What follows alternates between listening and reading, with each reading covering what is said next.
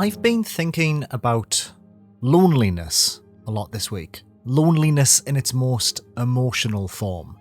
Oppressive, disconcerting loneliness. The pervasive kind that crawls under your skin and soaks into your soul. I've arrived at a few conclusions. Messy, unformed conclusions that I suppose I'm going to subject you to for the remainder of this video, so bear with me, I guess. So, I've been playing Industria, a short narrative-driven adventure by Glasgow-based Bleakmill Games. In 1980s Berlin, protagonist Nora is awoken in the middle of the night by a phone call from her distressed husband. A nameless machine has malfunctioned, and in panicked tones, he says his goodbyes before hanging up. Rushing to the institute where both work, you follow his steps into the machine itself, crossing a threshold into another reality. On the other side lies Hakavik, an abandoned city overrun by violent steampunk machines. Hakavik is quiet.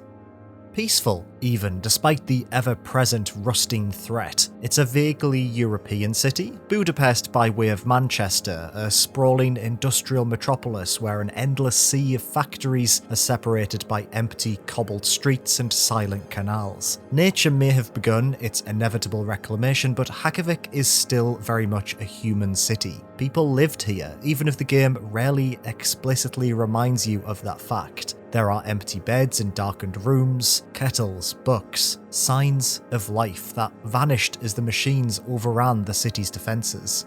Throughout the course of Industria's 3-hour runtime, you guide Nora as she explores the streets of Hakavik, searching for her missing husband. Along the way, she encounters Brent, the sole occupier of the city who serves as Nora's guide via a radio. Brent is a softly spoken, scholarly type, suspicious of Nora's sudden arrival, but thankful to speak to another human after a decade of isolation. His presence is a calming one that's appreciated during your journey. And that sort of sums up the premise for Industria. You are a stranger in a foreign land, a reality that's familiar to your own yet exaggerated in subtle ways. Industria's plot is best described as an understated means to keep you moving forward. From a gameplay perspective, Industria is, surprisingly, not a walking simulator. It's a first-person shooter in the style of Half-Life 2 or BioShock. You're given a healthy amount of weapons, pickaxe, a pistol, a machine gun, a sniper rifle, and a very good shotgun that you use to defend yourself against the city's roaming robots. The shooting is fine. A little weightless, but slickly implemented nonetheless. Your adversaries are well designed and pose enough of a threat to keep you on your toes every time you're forced to pass through an apartment building's nest of tightly packed corridors. But the majority of your time isn't spent shooting or listening to narrative exposition. It's sort of just spent wandering, travelling silently through the streets of Hakavik, spare the sporadic crack of gunfire as you dispatch a lumbering automaton. Industria is a lonely game, intoxicatingly so. But why? What makes this particular digital space feel more isolating than other similar experiences? Well, okay, for starters, Nora is lost. As lost as a person can be, really. She's slipped between the folds of reality, quietly travelling to a world that is not her own. But what's important is that Hakavik isn't alien. It's a location firmly rooted in the familiar, albeit exaggerated somewhat. Nothing here is unfeasible, it simply abides by a dream logic that sees the city stretch out to the horizon seemingly forever. The sun is shining, yet it feels too bright. The architecture is vaguely European, but you can't quite put your finger on which specific city it reminds you of. People lived here, the warmth of their presence still very much felt within the city's walls, like the smouldering ash of a recently extinguished campfire, which only makes their absence all the more noticeable. Among this, you are searching for something not entirely defined, a shape of a person.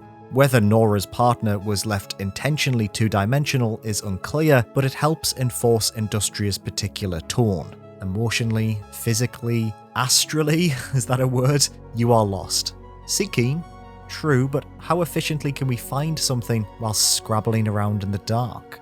Audio design, too, goes a long way to achieving this sense of loneliness. The soundtrack, a collection of short synth tracks by artist No Bloom Now that play at specific intervals throughout the game, is achingly beautiful. Sparse yet extravagant, this small collection of songs is the perfect pairing to Hakovik's empty, brightly lit streets. Its final track, the only piece to feature vocals, is so perfect it hits you like a gut punch.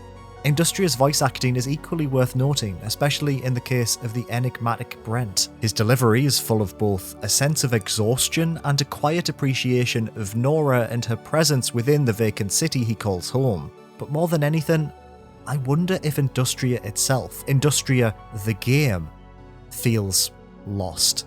Oh god, what do I even mean by this? In the same way Nora passes through a threshold into another time and place, Industria also feels like an artifact that crossed into our reality from somewhere strange yet familiar. In June 2010, I picked up a copy of Singularity from my local game station. Developed by Raven Software, Singularity had been referred to as a combination of BioShock and Half-Life 2 within the various magazine preview pieces I had read about the game throughout the year. It sounded exactly like the kind of game I was looking for at that point in time, obsessed as I was with narrative-driven first-person shooters. Singularity is an odd game. It's a perfect 7 out of 10 mid-tier title, a game filled with smart ideas that never really excels in any particular area. Trapped on an island that served as a former Soviet research base, you quickly gain the ability to travel between the past and the present via the use of a glove that allows you to manipulate time itself. Singularity was what we all expected first-person shooters to be during the 7th generation, a healthy mix of contemplative storytelling and kill-box shooting ranges. And yet, mainstream shooters changed tact fairly quickly.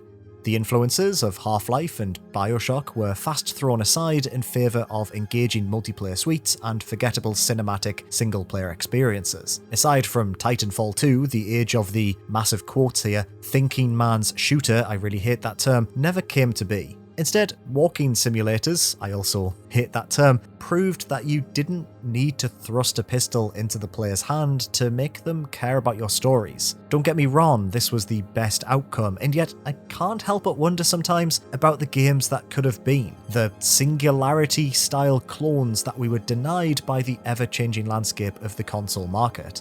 And yet, here is Industria, a game that wears its influences on its sleeves. Its Eastern European city is clearly inspired by City 17 from Half-Life 2, all the way down to its ambiguous reference points. Its narrative is delivered through conversations on a fuzzy radio and by notes scattered around a barren environment, which is pure BioShock. Its combat achieves nothing other than giving the player something to shoot at, even if it feels directly at odds with the narrative itself. Put simply, Industria is a game lost in time. You could crank the resolution down to 720p and plug in an Xbox 360 controller and easily convince yourself that you're playing a game that launched in 2009. I love that. I love playing a game so firmly rooted in a specific era of video game history that I have a strong affinity with. I don't think many other people would connect with Industria in the same way.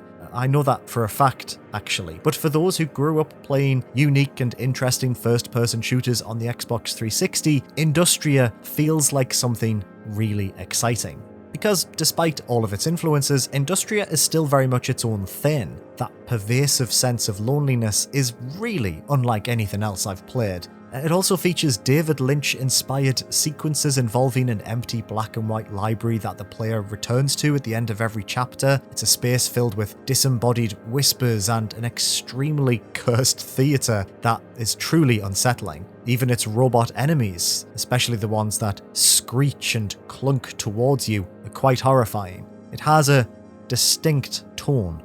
I'm really happy I spent some time with Industria. I'm unsure how many of the elements I connected with were intentional design decisions, but it doesn't really matter. The team at Bleak Mill are extremely talented, and I can't wait to see what they dream up next. So, I recommend Industria. I wholeheartedly recommend Industria. A brilliant, sad, quiet little gem that I can't stop thinking about. A game that left me feeling lonely and lost in a way I can't quite articulate. Thank you so much for watching this video. If you enjoyed this indie review, please do consider subscribing to the channel. I upload new videos every single week. Bye bye for now.